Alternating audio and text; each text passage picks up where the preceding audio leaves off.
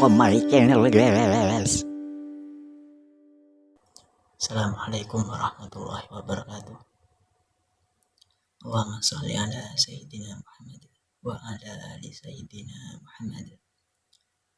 Yang saya takdimi Kiai Haji Muhammad Hasan Mutawakkil Allah SHMM selaku pengasuh pondok pesantren Zainul Hasan Genggong. Yang saya hormati Bapak Abdul Aziz Wahab BAMAG selaku Rektor Universitas Islam Zainul Hasan Genggong. Yang saya hormati Ibu Wahyu Lestari MPD selaku pengampu mata kuliah Strategi Pembelajaran Matematika. Saya di sini akan mempresentasikan tentang teori belajar matematika. Teori belajar matematika punya 4 macam teori, bukan 4 sih. Sebenarnya banyak, cuma yang saya akan jelaskan di sini 4 teori. Yang pertama, teori humanisme, yang kedua teori behaviorisme, yang ketiga teori kognitivisme, yang keempat teori konstruktivisme. Yang pertama, teori humanisme. Teori ini mengutamakan kebebasan peserta didik dalam menyelesaikan permasalahan atau menemukan suatu konsep belajar dengan cara masing-masing. Peserta didik berperan sebagai subjek didik dan pendidik berperan sebagai pengarah atau fasilitator. Jadi ya subjeknya peserta didik dan fasilitatornya adalah pendidik. Pendidik itu gurunya, peserta didik itu siswanya. Peserta didik menemukan pengalamannya sendiri dalam belajar dan menggali potensi diri secara mandiri semaksimal mungkin, sehingga peserta didik tidak sekedar hanya menerima informasi yang disampaikan pendidik. Fasilitator pendidik sebagai berikut. Yang pertama, perhatikan peserta didik dan menciptakan suasana belajar yang menyenangkan agar tidak garing, tidak membosankan, dan otak siswa itu fresh terus gitu, tidak pusing gitu.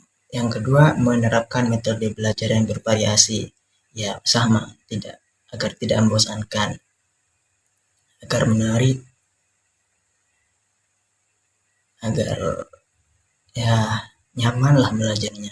Yang ketiga, pendidik menjadi tempat untuk bertanya peserta didik tanpa peserta didik merasa takut, karena pendidik itu bukan hantu dan tidak patut ditakuti lah. Dan seorang murid bertanya kepada guru itu suatu hal yang wajib lah. Yang kedua, teori behaviorisme. Teori belajar behaviorisme merupakan teori belajar yang digagas oleh Gage dan Berlin. Menurut dia, pengukuran menjadi keutamaan dalam teori ini sebab pengukuran digunakan sebagai tolak ukur perubahan tingkah laku. Perubahan tingkah laku merupakan bukti bahwa seorang sedang mengalami proses belajar.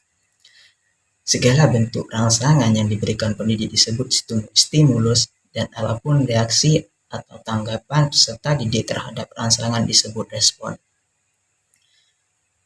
Jadi menurut Gage dan Berliner itu, tambahnya ilmu merupakan tolak ukur teori behaviorisme.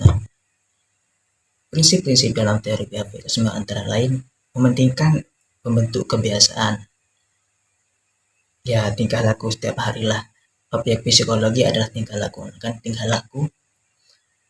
Yang ketiga, aspek mental dari kesadaran yang tidak memiliki bentuk fisik atau harus dihindari. Aspek mental, ya agar gak di situ-situ aja sih, agar gak merasa takut dengan hal-hal yang baru, masalah-masalah yang baru, ya untuk kedepannya juga, untuk masa depannya juga. Mental itu perlu loh, apalagi kalau udah dewasa. dalam menghadapi pekerjaan, suatu masalah mental itu harus didepankan. Yang ketiga ada teori kognitivisme. Teori kognitivisme memiliki pandangan bahwa seseorang yang menerima informasi akan menyusun, menyimpan, dan menemukan hubungan antara pengetahuan yang baru dengan pengetahuan yang telah ada. Ya, kayak ada materi bukan cara baru gitu, cara yang lama itu dikeluarin juga cuma nggak diganti, kayak yang dipadankan lah gitu, yang baru dengan pengetahuan yang telah ada. Selain itu, konsep belajar dalam teori kognitivisme mengenal istilah asimilasi dan akomodasi, yaitu proses belajar secara kontinu antara individu dan lingkungan sehingga menghasilkan perubahan pengetahuan dan tingkah laku. Beberapa teori dalam aliran kognitivisme yang pertama teori Gestalt, yang kedua teori skemata, yang ketiga teori belajar sosial Bandura, yang keempat pengolahan informasi normal, yang keempat teori konstruktivisme. Teori ini mengatakan bahwa peserta didik yang menerima informasi baru akan selalu memeriksa kebenaran dari informasi tersebut dan merevisi prinsip-prinsip tersebut apabila sudah dianggap tidak digunakan lagi. Maka dari itu konstruktivisme tidak hanya menerima konsep, tapi terjadi proses konstruksi, proses pengolahan, yang mana yang benar, yang mana yang salah. Terjadi proses konstruksi pengetahuan melalui pengalaman, karena pengetahuan bukan bersifat pemberian, namun berasal dari proses konstruksi pengetahuan setiap peserta didik, sehingga pengetahuan yang didapat lebih dikuasai dan lama melekat dalam memori peserta didik. Sekian dari saya, kurang lebihnya mohon maaf. Assalamualaikum warahmatullahi wabarakatuh.